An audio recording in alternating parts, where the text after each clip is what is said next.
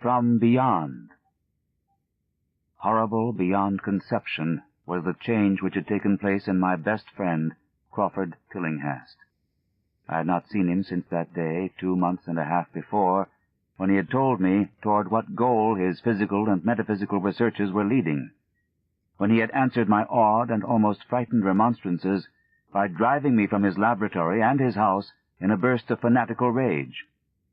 I had known that he now remained mostly shut in the attic laboratory with that accursed electrical machine, eating little and excluding even the servants, but I had not thought that a brief period of 10 weeks could so alter and disfigure any human creature. It is not pleasant to see a stout man suddenly grow thin, and it is even worse when the baggy skin becomes yellowed or grayed, the eyes sunken, circled, and uncannily glowing, the forehead veined and corrugated, and the hands tremulous and twitching. And if added to this there be a repellent unkemptness, a wild disorder of dress, a bushiness of dark hair white at the roots, and an unchecked growth of pure white beard on a face once clean-shaven, the cumulative effect is quite shocking. But such was the aspect of Crawford Tillinghast on the night his half-coherent message brought me to his door after my weeks of exile. Such the spectre that trembled as it admitted me, candle in hand, and glanced furtively over its shoulder, as if fearful of unseen things in the ancient, lonely house set back from Benevolent Street. That Crawford Tillinghast should ever have studied science and philosophy was a mistake. These things should be left to the frigid and impersonal investigator, for they offer 2 equally tragic alternatives to the man of feeling and action: despair if he fail in his quest, and terrors unutterable and unimaginable if he succeed. Tillinghast had once been the prey of failure, solitary and melancholy, but now I knew, with nauseating fears of my own, that he was the prey of success. I had indeed warned him 10 weeks before, when he burst forth with his tale of what he felt himself about to discover. He had been flushed and excited then, talking in a high and unnatural, though always pedantic, voice. "What do we know," he had said, "of the world and the universe about us? Our means of receiving impressions are absurdly few, and our notions of surrounding objects infinitely narrow. We see things only as we're constructed to see them, and can gain no idea of their absolute nature. With 5 feeble senses, we pretend to comprehend the boundlessly complex cosmos, yet other beings, with a wider, stronger, or different range of senses, might not only see very differently the things we see, but might see and study whole worlds of matter, energy, and life, which lie close at hand, yet can never be detected with the senses we have. I have always believed that such strange, inaccessible worlds exist at our very elbows, and now I believe I have found a way to break down the barriers. I am not joking. Within 24 hours, that machine near the table will generate waves acting on unrecognized sense organs that exist in us as atrophied or rudimentary vestiges. Those waves will open up to us many vistas unknown to man, and several unknown to anything we consider organic life. We shall see that at which dogs howl in the dark, and that at which cats prick up their ears after midnight. We shall see these things and other things which no breathing creature has yet seen. We shall overleap time, space, and dimensions, and without bodily motion peer to the bottom of creation. When Tillinghast said these things, I remonstrated, for I knew him well enough to be frightened rather than amused. But he was a fanatic, and drove me from the house. Now he was no less a fanatic, but his desire to speak had conquered his resentment, and he had written me imperatively in a hand I could scarcely recognize.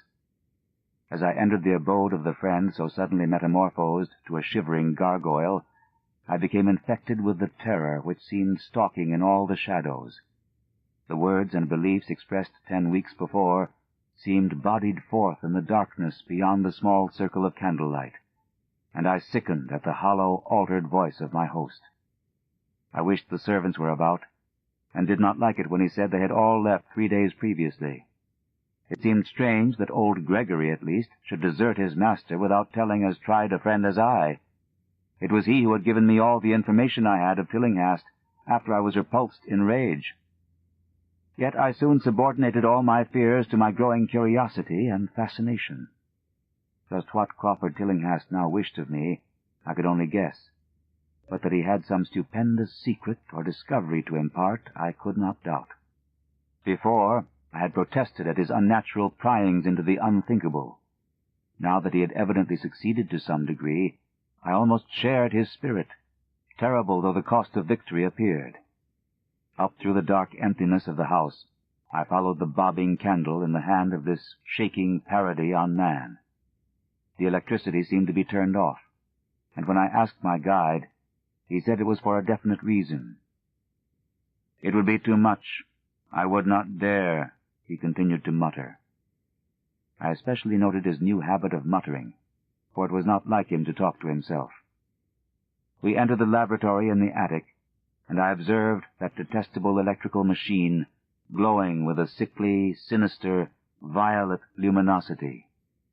It was connected with a powerful chemical battery, but seemed to be receiving no current, for I recalled that in its experimental stage it had sputtered and purred when in action. In reply to my question, Tillinghast mumbled that this permanent glow was not electrical in any sense that I could understand. He now seated me near the machine, so that it was on my right, and turned a switch somewhere below the crowning cluster of glass bulbs. The usual sputtering began, turned to a whine, and terminated in a drone so soft as to suggest a return to silence. Meanwhile, the luminosity increased, waned again, then assumed a pale, outre color or blend of colors which I could neither place nor describe. Tillinghast had been watching me, and noted my puzzled expression. "Do you know what that is?" he whispered. "That is ultraviolet." He chuckled oddly at my surprise. "You thought ultraviolet was invisible, and so it is. But you can see that and many other invisible things now." End of Side 4. Change side selector switch. This book is continued on the next cassette. Side 5. Dagon and Other Macabre Tales by H.P. Lovecraft. Continuing with From Beyond on page 93. Listen to me. The waves from that thing are waking 1,000 sleeping senses in us. Senses which we inherit from eons of evolution from the state of detached electrons to the state of organic humanity. I have seen truth, and I intend to show it to you. Do you wonder how it will seem? I will tell you. Here Tillinghast seated himself directly opposite me, blowing out his candle and staring hideously into my eyes. Your existing sense organs, ears first, I think, will pick up many of the impressions, for they are closely connected with the dormant organs. Then there will be others. You have heard of the pineal gland? I laugh at the shallow endocrinologist, fellow dupe and fellow parvenu of the Freudian. That gland is the great sense organ of organs, I have found out. It is like sight in the end, and transmits visual pictures to the brain. If you are normal, that is the way you ought to get most of it. I mean, get most of the evidence from beyond. I looked about the immense attic room with the sloping south wall, dimly lit by rays which the everyday eye cannot see. The far corners were all shadows, and the whole place took on a hazy unreality which obscured its nature and invited the imagination to symbolism and phantasm. During the interval that Tillinghast was silent, I fancied myself in some vast and incredible temple of long-dead gods, some vague edifice of innumerable black stone columns reaching up from a floor of damp slabs to a cloudy height beyond the range of my vision. The picture was very vivid for a while, but gradually gave way to a more horrible conception, that of utter, absolute solitude in infinite, sightless, soundless space.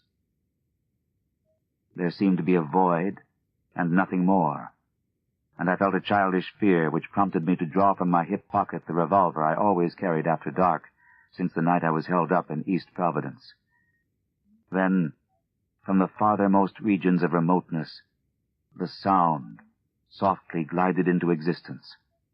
It was infinitely faint, subtly vibrant, and unmistakably musical, but held a quality of surpassing wildness which made its impact feel like a delicate torture of my whole body. I felt sensations like those one feels when accidentally scratching ground glass. Simultaneously, there developed something like a cold draft, which apparently swept past me from the direction of the distant sound. As I waited breathlessly, I perceived that both sound and wind were increasing, the effect being to give me an odd notion of myself as tied to a pair of rails in the path of a gigantic approaching locomotive. I began to speak to Tillinghast, and as I did so, all the unusual impressions abruptly vanished. I saw only the man, the glowing machine, and the dim apartment. Tillinghast was grinning repulsively at the revolver which I had almost unconsciously drawn, but from his expression I was sure he had seen and heard as much as I, if not a great deal more. I whispered what I had experienced, and he bade me to remain as quiet and receptive as possible. "Don't move," he cautioned, "for in these rays we are able to be seen as well as to see. I told you the servants left, but I didn't tell you how. It was that thick-witted housekeeper. She turned on the lights downstairs after I had warned her not to, and the wires picked up sympathetic vibrations. It must have been frightful. I could hear the screams up here, in spite of all I was seeing and hearing from another direction. And later, it was rather awful to find those empty heaps of clothes around the house. Mrs. Updike's clothes were close to the front hall switch. That's how I know she did it. It got them all. But so long as we don't move, we're fairly safe. Remember, we're dealing with a hideous world in which we are practically helpless. Keep still." The combined shock of the revelation and of the abrupt command gave me a kind of paralysis, and in my terror my mind again opened to the impressions coming from what Tillinghast called beyond. I was now in a vortex of sound and motion, with confused pictures before my eyes. I saw the blurred outlines of the room, but from some point in space there seemed to be pouring a seething column of unrecognizable shapes, or clouds, penetrating the solid roof at a point ahead and to the right of me.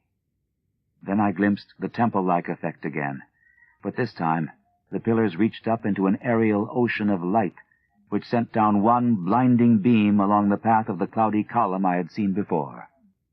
After that, the scene was almost wholly kaleidoscopic, and in the jumble of sights, sounds, and unidentified sense impressions, I felt that I was about to dissolve, or in some way lose the solid form.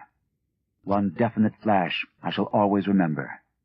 I seemed for an instant to behold a patch of strange night sky filled with shining, revolving spheres, and as it receded, I saw that the glowing suns formed a constellation or galaxy of settled shape, this shape being the distorted face of Crawford Tillinghast. At another time, I felt the huge animate things brushing past me, and occasionally walking or drifting through my supposedly solid body. And I thought I saw Tillinghast look at them as though his better-trained senses could catch them visually. I recalled what he had said of the pineal gland, and wondered what he saw with his preternatural eye. Suddenly, I myself became possessed of a kind of augmented sight. Over and above the luminous and shadowy chaos arose a picture which, though vague, held the elements of consistency and permanence. It was indeed somewhat familiar, for the unusual part was superimposed upon the usual terrestrial scene, much as a cinema view may be thrown upon the painted curtain of a theater. I saw the attic laboratory, the electrical machine, and the unsightly form of Tillinghast opposite me. But of all the space unoccupied by familiar material objects, not one particle was vacant. Indescribable shapes, both alive and otherwise, were mixed in disgusting disarray, and close to every known thing were whole worlds of alien, unknown entities. It likewise seemed that all the known things entered into the composition of other unknown things, and vice versa. Foremost among the living objects were great, inky, jellyish monstrosities, which flabbily quivered in harmony with the vibrations from the machine. They were present in loathsome profusion, and I saw to my horror that they overlapped, that they were semi-fluid, and capable of passing through one another, and through what we know as solids. These things were never still, but seemed ever floating about with some malignant purpose. Sometimes they appeared to devour one another, the attacker launching itself at its victim, and instantaneously obliterating the latter from sight. Shudderingly, I felt that I knew what had obliterated the unfortunate servants, and could not exclude the things from my mind as I strove to observe other properties of the newly visible world that lies unseen around us. But Tillinghast had been watching me, and was speaking. "You see them? You see them? You see the things that float and flop about you and through you every moment of your life? You see the creatures that form what men call the pure air and the blue sky? Have I not succeeded in breaking down the barrier? Have I not shown you worlds that no other living men have seen?" I heard him scream through the horrible chaos, and looked at the wild face thrust so offensively close to mine. His eyes were pits of flame, and they glared at me with what I now saw was overwhelming hatred. The machine droned detestably. "You think those floundering things wiped out the servants? Fool! They are harmless. But the servants are gone, aren't they? You tried to stop me. You discouraged me when I needed every drop of encouragement I could get. You were afraid of the cosmic truth, you damned coward. But now I've got you. What swept up the servants? What made them scream so loud? Don't know, eh? You'll know soon enough. Look at me. Listen to what I say. Do you suppose there are really any such things as time and magnitude? Do you fancy there are such things as form or matter? I tell you, I have struck depths that your little brain can't picture. I have seen beyond the bounds of infinity and drawn down demons from the stars. I have harnessed the shadows that stride from world to sow death and madness. Space belongs to me. Do you hear? Things are hunting me now, the things that devour and dissolve, but I know how to elude them. It is you they will get, as they got the servants. Stirring, dear sir? I told you it was dangerous to move. I have saved you so far by telling you to keep still, saved you to see more sights and to listen to me. If you had moved, they would have been at you long ago. Don't worry, they won't hurt you. They didn't hurt the servants. It was seeing that made the poor devils scream so. My pets are not pretty, for they come out of places where aesthetic standards are very different. Disintegration is quite painless, I assure you. But I want you to see them. I almost saw them, but I knew how to stop. You are not curious? I always knew you were no scientist. Trembling, eh? Trembling with anxiety to see the ultimate things I have discovered. Why don't you move, then? Tired? Well, don't worry, my friend, for they are coming. Look, Look, curse you, look! It's just over your left shoulder. What remains to be told is very brief, and may be familiar to you from the newspaper accounts. The police heard a shot in the old Tillinghast house and found us there. Tillinghast dead, and me unconscious. They arrested me because the revolver was in my hand, but released me in 3 hours, after they found it was apoplexy which had finished Tillinghast, and saw that my shot had been directed at the noxious machine, which now lay hopelessly shattered on the laboratory floor. I did not tell very much of what I had seen, for I feared the coroner would be skeptical.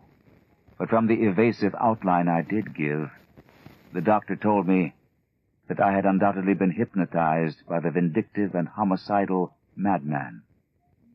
I wish I could believe that, Doctor. It would help my shaky nerves if I could dismiss what I now have to think of the air and the sky about and above me. I never feel alone or comfortable, and a hideous sense of pursuit sometimes comes chillingly on me when I am weary. What prevents me from believing the doctor is this one simple fact, that the police never found the bodies of those servants whom they say Crawford Tillinghast murdered.